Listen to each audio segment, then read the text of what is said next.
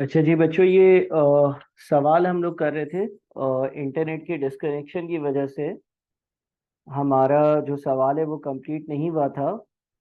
यहाँ तक जितनी भी वर्किंग करी है उसके बाद मैं ज़रा कंटिन्यू करता हूँ। अब आपके पास अगली जो चीज़ लिखी हुई है वो है purchase returns amounting to 6700 has been recorded as sales return. 6700 के परचेज रिटर्न थे और मैंने उस परचेज रिटर्न को एज सेल्स रिटर्न रिकॉर्ड कर दिया। ठीक है। इसका मतलब ये हो गया कि अब इसको सही करने के लिए मुझे दो काम करने होंगे। एक काम तो ये करना होगा कि मैं परचेज रिटर्न को रिकॉर्ड करूंगा। अच्छा, परचेज रिटर्न को रिकॉर्ड करने का क्या इम्पेक्ट होता है? परचेज रिटर्न को जब हम रिकॉर्ड करते हैं तो उसका मतलब ये होता है कि उसको हम इस जगह पर यहाँ पर परचेज रिटर्न में ऐड करते हैं ना। परचेज रिटर्न क्योंकि ओपनिंग स्टॉक प्लस परचेजेस में से माइनस हो रहा होता है तो आपका cost of goods sold purchase return record करने की वजह से रिड्यूस हो जाएगा। कॉस्ट ऑफ गुड्स सोल्ड आपका रिड्यूस हो जाएगा तो आपका प्रॉफिट इंक्रीज हो जाएगा। तो जब मैं परचेज रिटर्न को रिकॉर्ड करूंगा, क्योंकि अभी क्या हुआ था, 6700 की परचेज रिटर्न है और उसको मैंने as a sales return record किया हुआ है। तो जब मैं एज अ परचेज रिटर्न उसको रिकॉर्ड करूंगा तो मेरे कॉस्ट ऑफ गुड्स सोल्ड की वैल्यू कम हो जाएगी और मेरा ग्रॉस प्रॉफिट भी इंक्रीज हो जाएगा और मेरा नेट प्रॉफिट भी इंक्रीज हो जाएगा। पहली चीज। ठीक है। जब मैं परचेज रिटर्न को रिकॉर्ड करूंगा तो परचेज रिटर्न को रिकॉर्ड करने की वजह से मेरा ग्रॉस प्रॉफिट और नेट प्रॉफिट दोनों इंक्रीज हो जाएंगे, क्योंकि परचेज रिटर्न रिकॉर्ड करने का मतलब ये है कि उसकी वैल्यू यहाँ पर आती है और वो कॉस्ट ऑफ गुड्स सोल्ड को कम करती है। दूसरा मैं क्या करूंगा, सवाल में लिखा हुआ था कि purchase return amounting to 6700 has been recorded as sales return. इसको मैंने सेल्स रिटर्न के तौर पर रिकॉर्ड कर दिया था। ठीक है।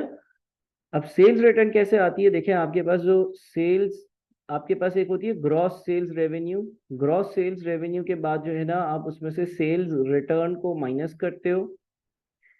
सेल्स रिटर्न को माइनस कर देने के बाद जो वैल्यू बच जाती है उसको आप नेट सेल्स रेवेन्यू कहते हो। ग्रॉस सेल्स रेवेन्यू में से सेल्स रिटर्न को माइनस करते हो, फिर जो बच जाता है उसको आप नेट सेल्स रेवेन्यू कहते हो। तो हो ये रहा है कि आपका जो ग्रॉस सेल्स रेवेन्यू है उसमें से आपने सेल्स रिटर्न को माइनस कर दिया जबकि वो थी ही नहीं। विच मीन्स कि मैं यहाँ से सेल्स रिटर्न को कम जब करूंगा, जब मैं रिड्यूस करूंगा तो मेरा नेट सेल्स रेवेन्यू जो है ना वो इंक्रीज हो जाएगा। और नेट सेल्स रेवेन्यू इंक्रीज हो जाने का मतलब ये है कि ये वाली वैल्यू जो है ये इंक्रीज हो जाएगी।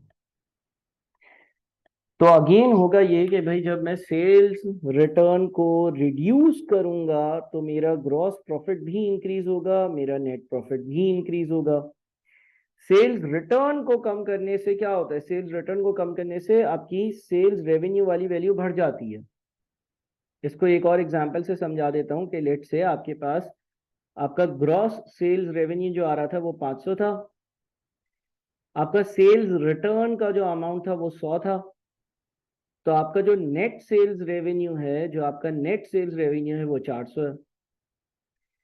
लेकिन अगर मैं इसको हटा दूं तो मेरा ग्रॉस सेल्स रेवेन्यू 500 होगा, इधर से जीरो माइनस होगा तो मेरा नेट सेल्स रेवेन्यू भी 500 होगा।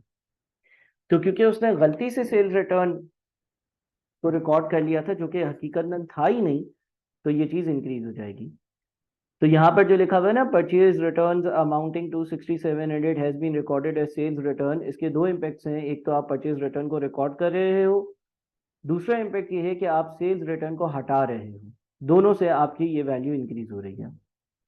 अच्छा, फाइनली आखिरी ट्रांजेक्शन है, the owner had withdrawn goods costing 4680 for personal use, no entry has been made in these books. Owner अगर अपने पर्सनल यूज के लिए 4680 की इन्वेंट्री घर लेकर जाता है तो उसकी डबल एंट्री पास होती है, ड्रॉइंग्स डेबिट 4680 और परचेजेस क्रेडिट 4680।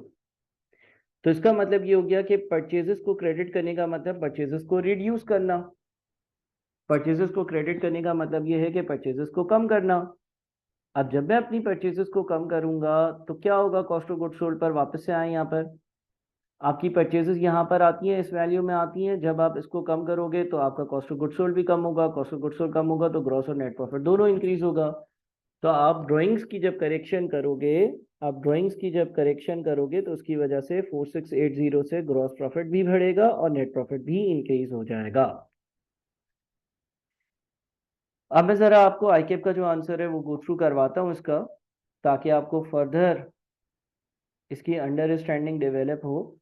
ठीक है, हमने ये सवाल डिस्कस तो कर लिया है, लेकिन मैं आपको जो इसका सजेस्टेड आंसर है उसको एक बार गो थ्रू करवाना चाह रहा हूँ, ताकि आप थोड़ा सा फॉर्मेटिंग और ज़्यादा अच्छी सीख लो। वैसे हमने सारी चीज़ें इस सवाल से रेलेवेंट ऑलरेडी डिस्कस कर ली हैं। अच्छा जी, देखिए ये फॉर्मेटिंग हुई हुई है, हमने भी इसी तरह की फॉर्मेटिंग करी है। लिखा हुआ है प्रॉफिट्स एज रिपोर्टेड, जो हमें प्रॉफिट दिए हुए हैं वो, और हेडिंग दी हुई है statement for ascertaining correct gross and net profit. उसके बाद 1 2 3 4 5 6 सारी चीज़ों की एडजस्टमेंट्स हैं, और एंड में प्लस और माइनस कर कर चीज़ों को एडजस्टेड ग्रॉस या नेट प्रॉफिट को कैलकुलेट किया गया। तो इस तरह की ही वर्किंग कुछ हमने भी करी है। आई होप कि इस वीडियो से आप लोगों को करेक्शन ऑफ एरर्स के टॉपिक में काफ़ी हेल्प होगी, बहुत सारी चीज़ें आप लोगों को समझ में आई होंगी। Thank you so much.